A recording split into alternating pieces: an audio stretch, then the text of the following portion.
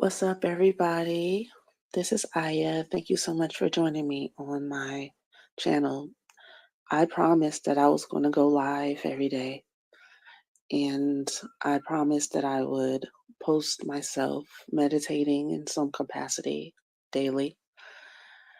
And I'm here, but today was a very intensely healing day for me.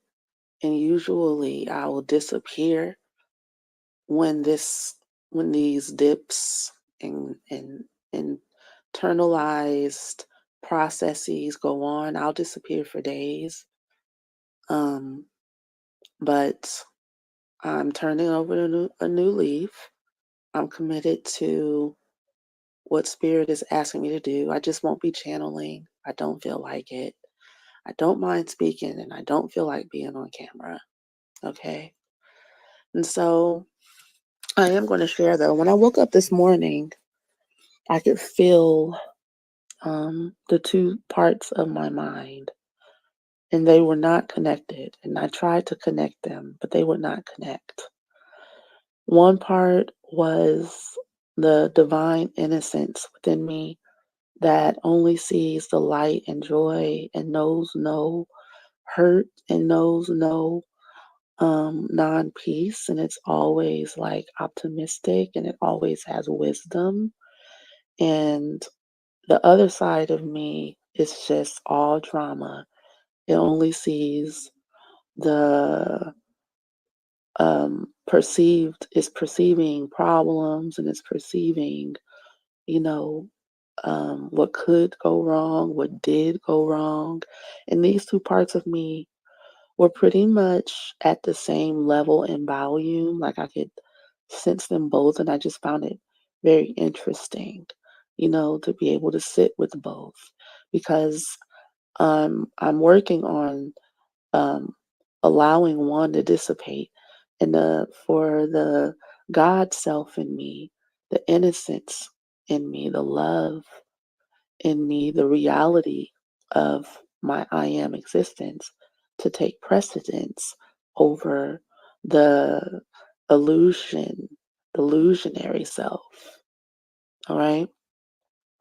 And usually, what makes the false self loud is abandonment issues or, well, really, honestly, perceived separation is really the abandonment wound. When you think that you're anything different than the I am that I am, right? Then you will perceive yourself as lost, as angry, as, alone. Um, and to feel both of those sides, that there's a side that is completely sold out to the divine because it knows that's what it is and it's always going to be that. And then there's um the side that can't fathom the idea of being one with God, and how dare you think that. And it only thinks like that because it's afraid of what other people will say if it takes on its true identity. It doesn't want to be abandoned. But its perceived abandonment is a symptom of the original split, when we had an idea that we could experience life without God. The false self feels guilty about these thoughts. The false self feels guilty about those experiences, which is why we created religion. That in religion, we're really horrible sinners and who God wants to punish. That's our doing. That's not God's doing. In reality, God doesn't need to punish its own creation. It loves us unconditionally, and it allows us to experience these types of sensations just for the sake of experience, really. For how blissful it would be when you finally just let go and come home. And in coming home to the true self and allowing the true self and true reality to take over. Man, I'm facing just so many things on the inside. And I'm also, meeting up with my counterparts and others who are going through the same things. And we see it in each other. And I've been asking myself so many questions today. Oh man, like, do you, is validation your God? Like, is validation more powerful than being the great I am? What is out there in the world other than what's better than God? What's bigger than God? What's more powerful than God? What can top God? Other people validating, which only lasts for like 2 seconds, you know? And then what? You're back at square one, needing another hit. Sometimes in this process, it's so darn tiring. But every step of the way, I know it's like part of the process. And I just have been processing. I've definitely been processing. I have been fighting for it and dealing with all types of symptoms and stress within my own being.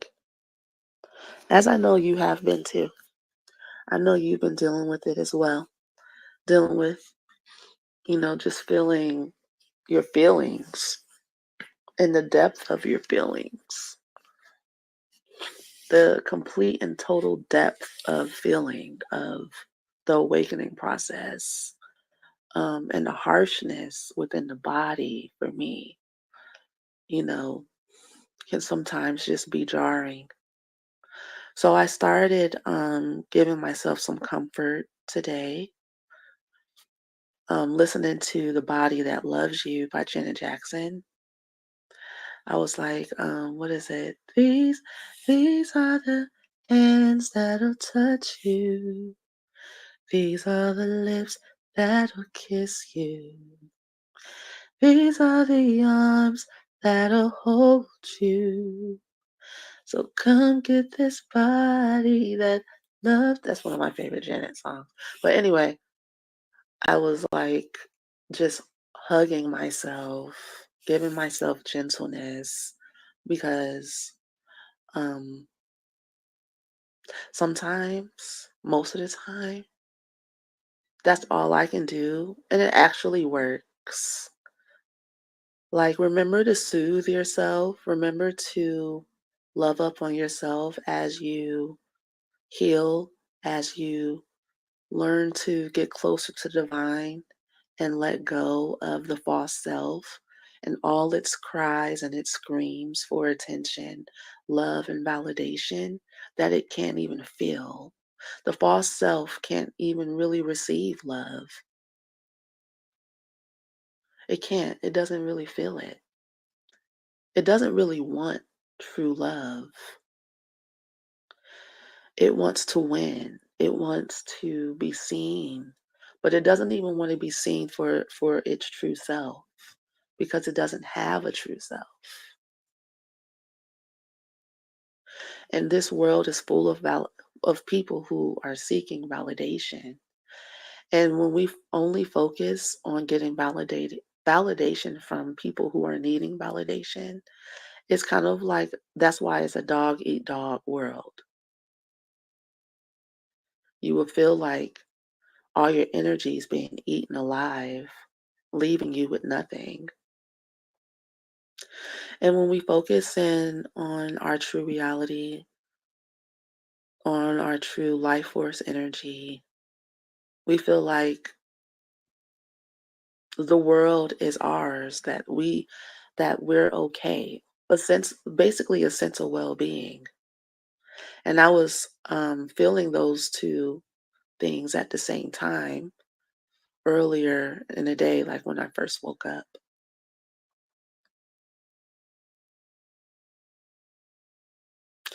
So, um,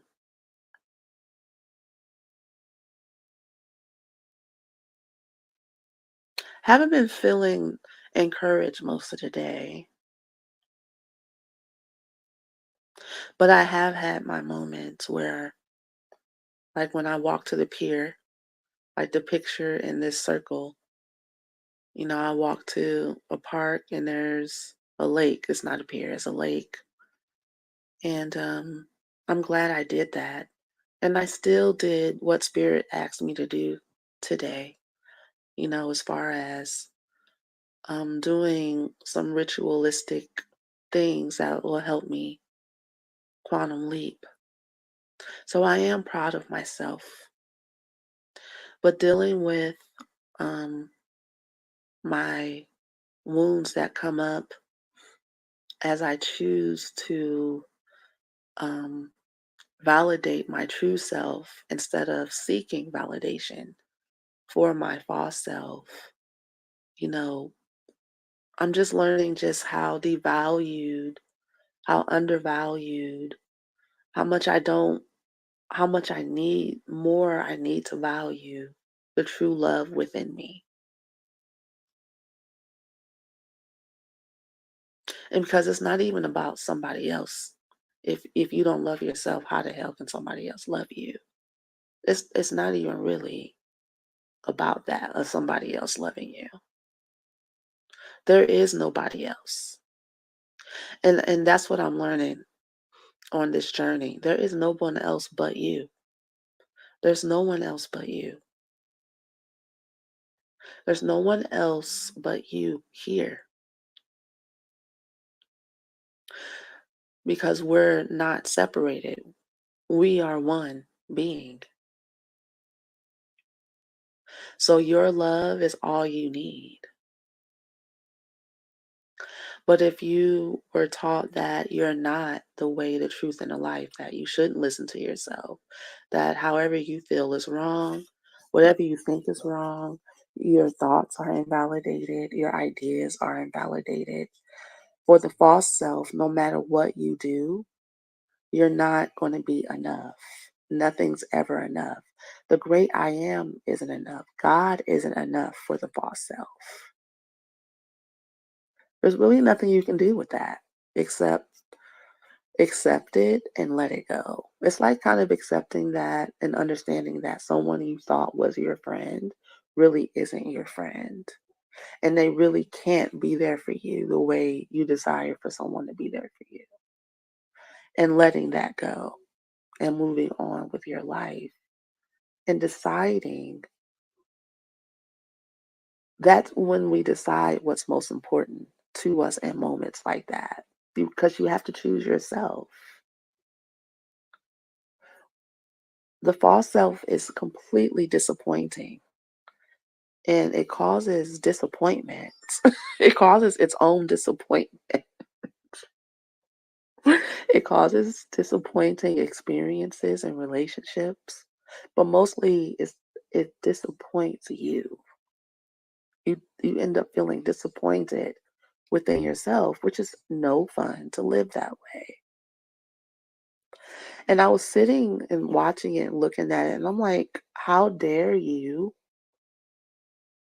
not value the most powerful